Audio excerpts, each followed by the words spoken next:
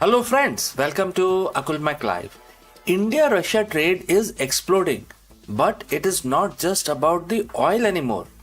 Learn about the new free trade agreement roadmap with the Eurasian Economic Union (EAEU). This is to redefine economic ties and push bilateral trade towards $100 billion target by 2030. This is the future of non-oil trade diversification between New Delhi and Moscow. Let's find out.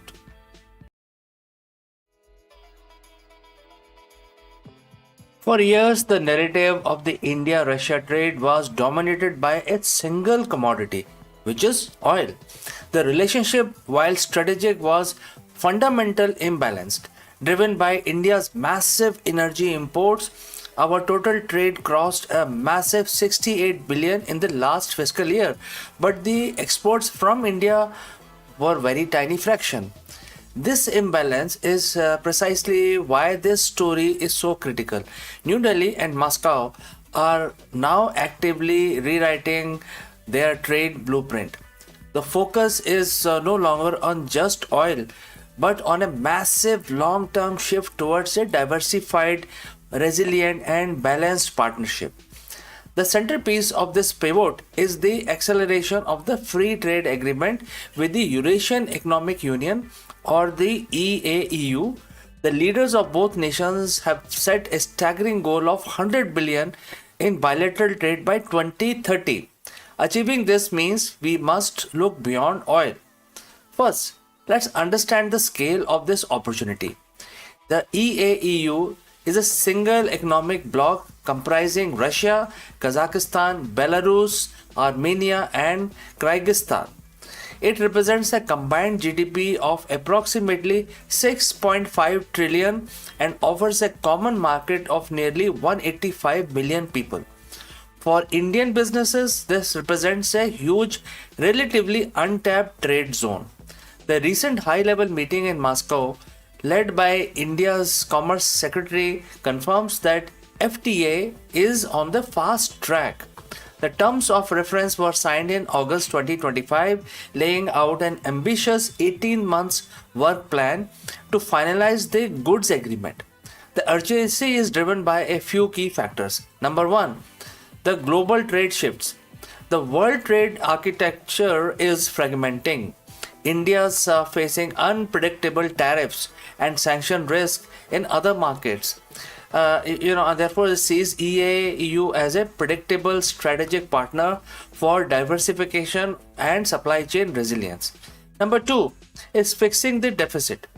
Simply put, a free trade agreement on a non-oil goods will dramatically lower the tariffs for Indian exporters, which currently faces weighted average import tariffs of about 12% in other regions.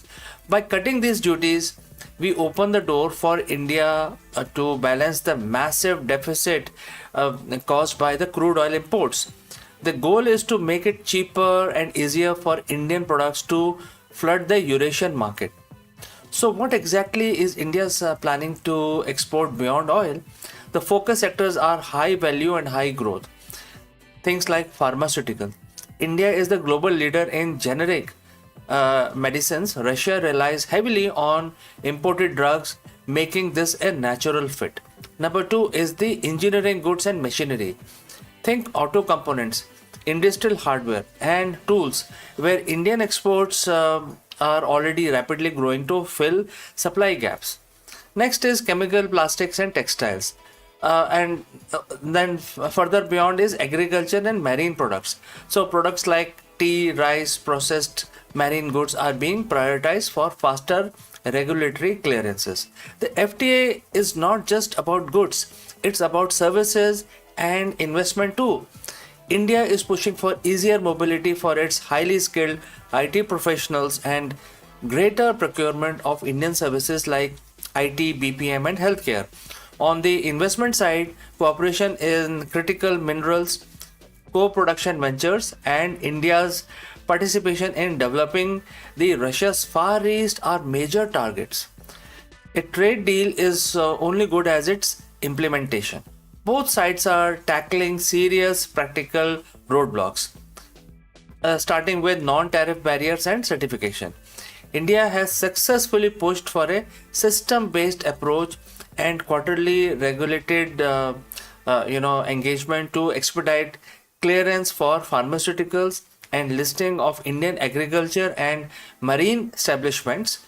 This removes red tape that kills trade for small businesses. The focus is on key corridors like international north-south transport corridor to physically reduce transit time and cost, making Indian goods competitive.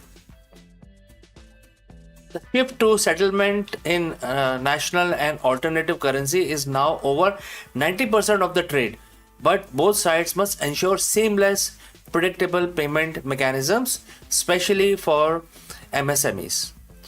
The move is more than just a trade agreement. It's a commitment to a deeper strategic partnership. By prioritizing a high quality FTA, India and Russia are demonstrating a clear path to move their relations past simple transactional energy trade.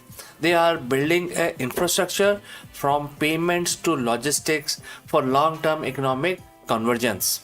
Achieving the $100 billion target by 2030 relies almost entirely on the success of this FTA. It must unlock non-oil trade, support Indian MSMEs, and establish resilient supply chains.